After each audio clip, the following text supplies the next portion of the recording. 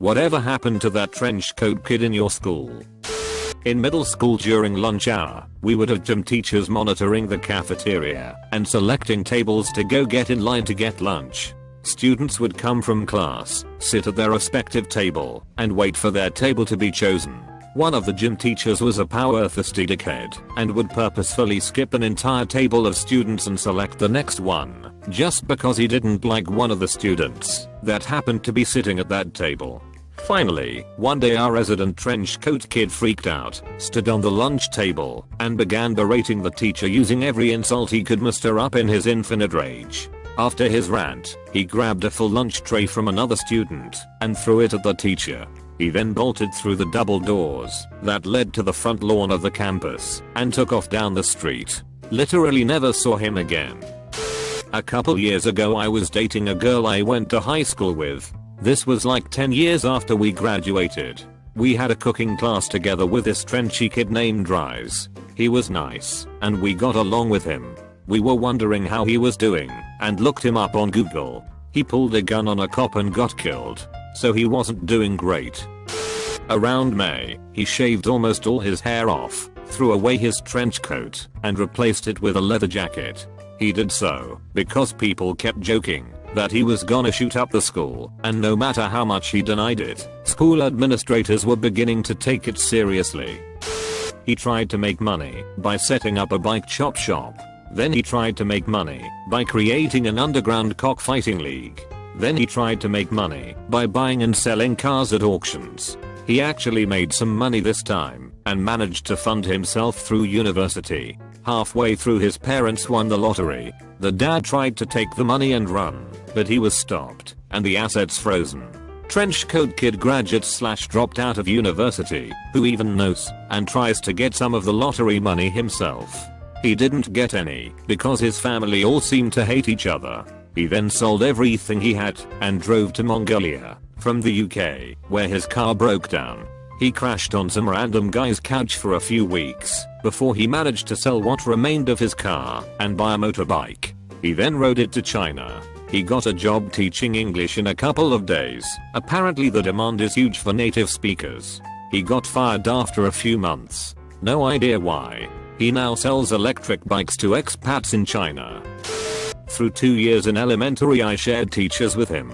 He had been ridiculed enough to know that it was best to just be quiet, but I don't believe I ever witnessed him be physically bullied. When nobody would partner with him for our 5th grade science fair, I ended up with him as my partner. We had to pick a project, and we had to work on it outside of school. I asked him if I could come to his house, since it was on the way to mine after school. He told me that he wasn't allowed to have people over, so that we'd have to go to the library. For the most part he wasn't terrible to work with once I got used to the smell. We got our project done, and as I recall we got an A, and after that we became friendly, I guess you would call it. Actually being his friend would have been social suicide, but I did walk the same way home as him, so we'd have a few minutes to chat after school, and this continued for the rest of 5th grade. Middle school was so much bigger that I didn't really have much reason to interact with him. The school had 2 separate lunches, and with mine being later I would watch him feed his entire lunch to seagulls from my language arts class in 6th grade. People began calling him Bird Boy, and there were more than a few times when I saw him get picked on. A lot of those same bullies picked on me, so I wasn't in a position to help. It just felt like part of middle school life. In 8th grade he started wearing Confederate Army costumes, for lack of a better description, and had the Confederate flag sewn onto his backpack. It was the first time I had seen it outside of Dukes of Hazzard reruns. The good news was that by the time middle school was over in 1994 he had found what were either friends or just a group of individuals who shared in the misery of being completely alienated. I didn't know the term emo back then, but they were non-affectionately referred to as the crap pack. High school was upon us, and it was the blending of the 4 local middle schools. It was a great opportunity to start over, and I took advantage of it. I was actually one of the cool kids after growing into my ears and face over the summer, and for the first time since kindergarten I looked forward to going to school. The only crossover I had with this kid was that we were both in drama club. I think he joined drama and FFA just to be ironic. While participating in drama club he never seemed to really focus and just talked about how much he loved his great leader Satan. Any kind of improv we would do would just end with him, in his trench coat, grabbing his wrist, as if to keep his hand from attacking his face. It never stopped. Being uncomfortable listening to him grunt and struggle against himself, always collapsing into a pile of trench coat as the seemingly demonic hand eventually had its way with his face to a smattering of supportive applause from the rest of the class. With his new emo crew he was mostly left alone. It probably didn't hurt that he had also grown to be around 6 feet 2 and weighed 250 pounds at least. That was until he got caught sodomizing a goat in the FFA barn junior year. The school administrators gave a half attempted to cover it up for him, but it was a student who found him, and she told everyone. After that he just sort of disappeared until halfway through senior year. No idea where he went, or why the hell he came back, but he did, and he was tormented daily. I even got involved in it, and ended up getting suspended for a week, after nailing him in the face with a snowball, before and after saying his name. No. Not until you take a shower in my best goat impression. Shortly after this he was investigated for molesting a young male cousin, and I never saw him again. A few years later he was convicted of raping and murdering a 7-year-old boy, and is currently serving life in prison. Throwaway time. I was the trench coat kid at my high school. I was super creative, and really into fantasy horror.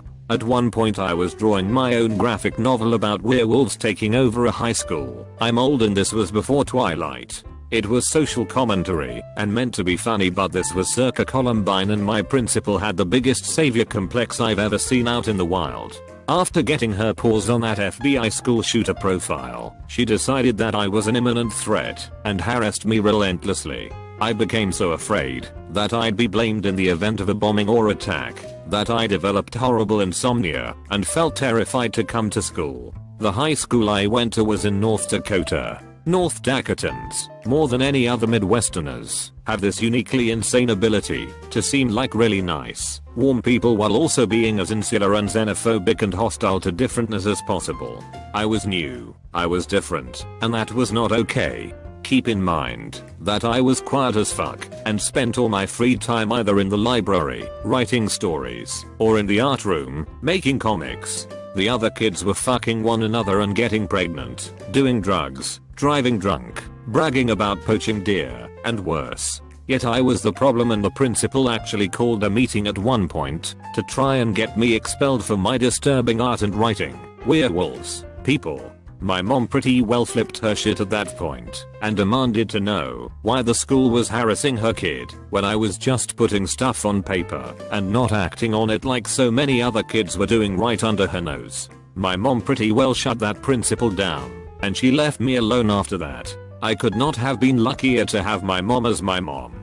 As soon as I got out of there, my life improved so much for the better, especially when I went to college. The things people singled me out for abuse and harassment for in high school suddenly made me okay, almost cool. I got my B, A, and my M, F, A, and now I make a pretty decent living doing what I love. I still love me some werewolves, and recently got paid almost $1K for a painting of one I did.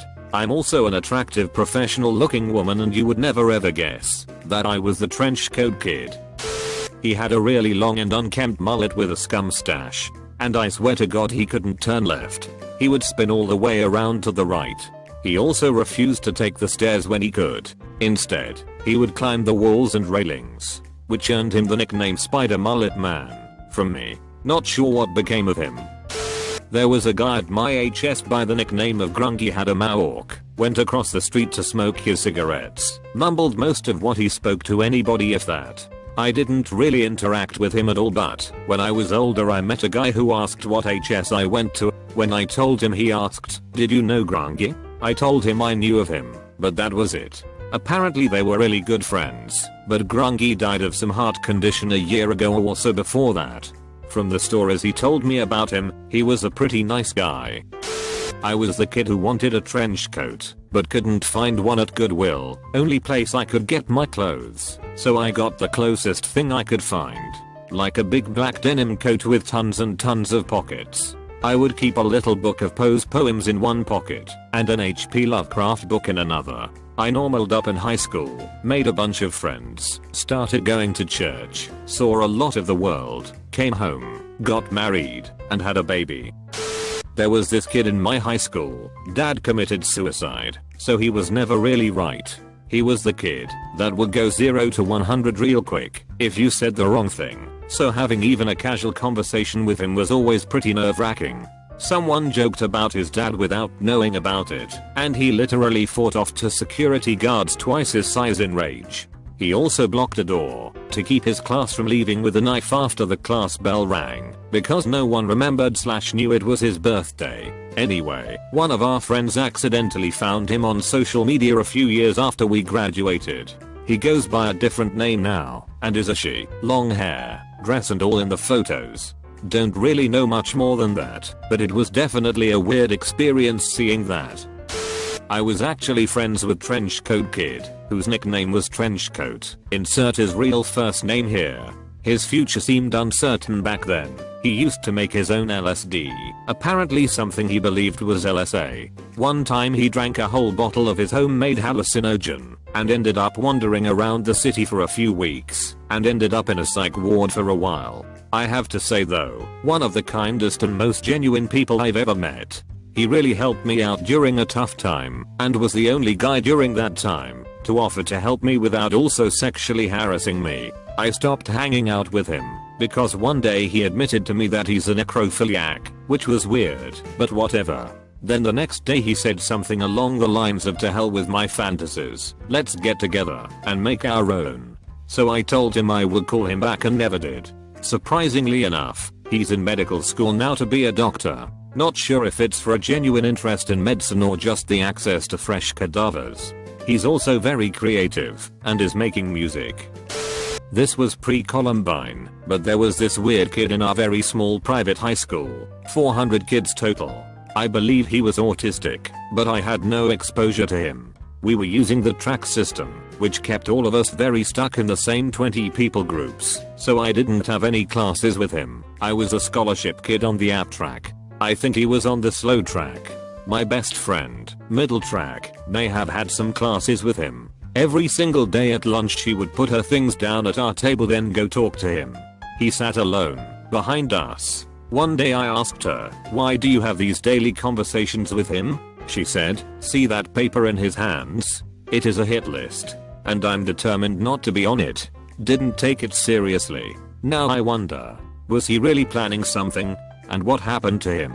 My heart breaks for him, but I also wonder if he ever did anything. Not at school, but maybe later in real life. Wish I could remember his last name. He got in huge trouble with the librarian. He checked out a large book, one of those look at the inside of planes/ships type encyclopedia, very oversized. He would read it every day on the bus. Not that weird, especially since he was the weird kid.